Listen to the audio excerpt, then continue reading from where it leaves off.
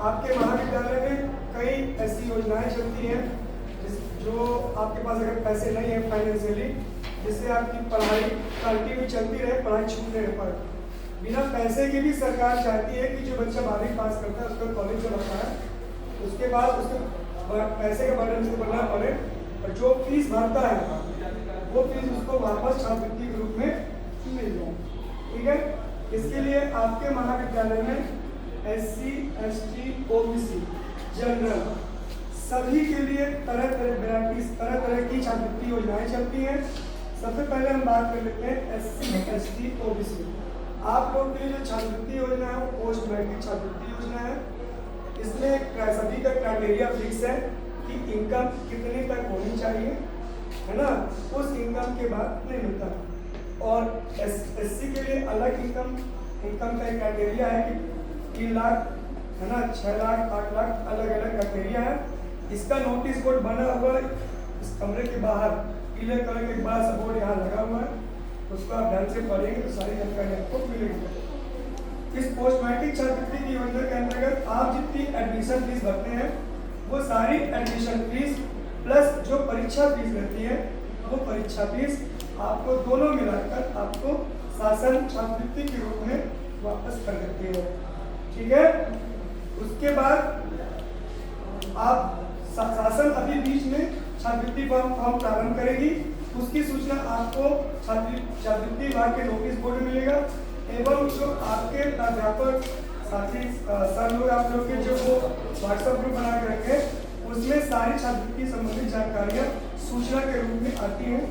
आप व्हाट्सएप देखते रहेंगे, जब समय आएगा सूचना आएगी और आप उसके अनुसार छात्रवृत्ति का फॉर्म भरेंगे।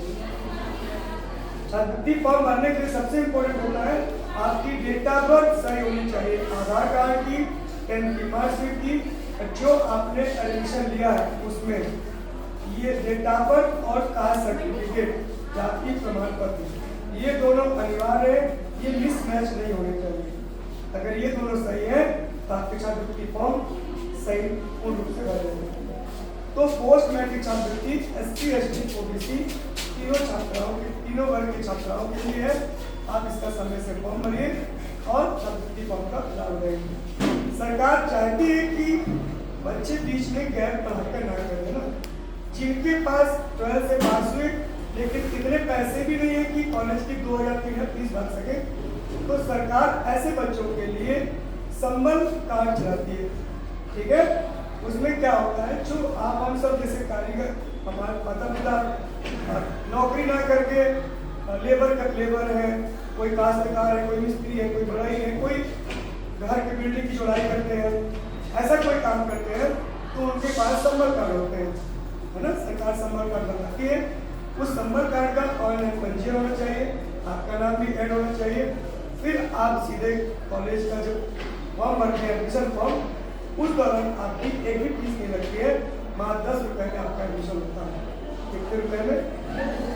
बात एक ही है, अगर आप वहाँ पे 10 रुपये में एडमिशन लेते हैं तो आगे आने वाले समय आप छात्रवृत्ति फॉर्म भर पाएंगे, क्योंकि सरकार आपको शुरू में पैसे फीस माफ कर देती है। ठीक, तो लेकिन आपकी पढ़ाई निरंतर बनी रहती है, छूटती नहीं है। सरकार की योजनाएं हैं कि आप निरंतर पढ़ते रहें। ये हो गया पोस्ट मैट्रिक छात्रवृत्ति। एक होता है गांव की बेटी, आप गांव में रहकर गांव के स्कूल से 12वीं पास करती हैं अगर, तो सरकार चाहती है बेटियों को प्रोत्साहित करने के लिए एक प्रोत्साहन योजना है सरकार की कि गांव की बेटियां भी खूब बढ़ चढ़ के पढ़े। इसके लिए सरकार गांव की बेटी योजना चालू की है। उसमें आपको साल के 5000 रुपये मिलते हैं। कितने मिलते हैं? लेकिन उसकी कंडीशन है आपकी पढ़ाई नियमित हो, 12वीं तक। कॉलेज में जब आती है तो बीच में गैप नहीं होना चाहिए और 75% के ऊपर होना चाहिए। ठीक है, CBSE का अलग है और MP बोर्ड का अलग है। ठीक है, अगर आप ऐसे आप पात्र हैं तो उसका भी फॉर्म निकलेगा, तो आपको व्हाट्सएप के ग्रुप के माध्यम से और नोटिस के माध्यम से आपको जानकारी, नोटिस बोर्ड के माध्यम से जानकारी मिल जाएगी। ठीक, सर शहर की बिटिया कहेंगे हम क्या किए, तो उनके लिए भी प्रतिभा किरण है, गांव की बेटियों के लिए। ठीक है ना, इसमें कोई कैटेगरी इशू नहीं है, SC/ST OBC जनरल कोई भर सकता है। गांव की बेटी, शहर की बेटियों के लिए प्रतिभा किरण योजना चलती है, उसमें भी यही कंडीशन है, कोई गैप नहीं होना चाहिए, ठीक है। परसेंट 75% एमपी बोर्ड और CBSE के लिए 80-85% होता है। ये सारी जानकारी बोर्ड में प्रदर्शित है, लिखी हुई है, आप उसका अवलोकन कर लीजिएगा।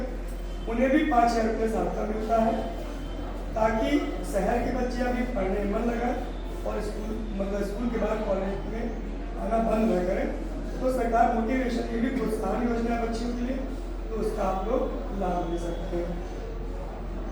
तो ये 3 छात्रवृत्ति के साथ साथ आपके गांव की बेटी और जो मैंने शहर का बोला वो दोनों लाभ ले सकते हैं, क्योंकि एक प्रोत्साहन राशि है और एक आपकी फीस वाली एक पोस्ट मैट्रिक्स है ना, दोनों ले सकते हैं। और एक होता है मेधावी। हमारे जो सभी जनरल बच्चे हैं, अगर उनके एक अच्छे परसेंट है, 70% से ऊपर है, 75% से ऊपर है, तो उनको मेधावी योजना के तहत वो छात्रवृत्ति फॉर्म भर सकते हैं। और सरकार की जो स्कीम है, मेधावी को जो पैसे मिलते हैं, उस स्कीम को लाभ ले सकते हैं, चाहे गर्ल्स हो चाहे बॉयज हो। लेकिन ये मेनली जनरल बच्चों के लिए है, क्योंकि उनके पास यही एक योजना है, ठीक है। SC और ST बच्चों के लिए एक अच्छी योजना और है, उस योजना का नाम है आवास योजना, पोस्ट मैट्रिक आवास योजना। इस योजना में आप सभी को जैसे हॉस्टल फुल हो जाते हैं, सीट नहीं मिलती है और आप दूसरे शहर से आए, गाँव से आए हैं और आप शहर में किराया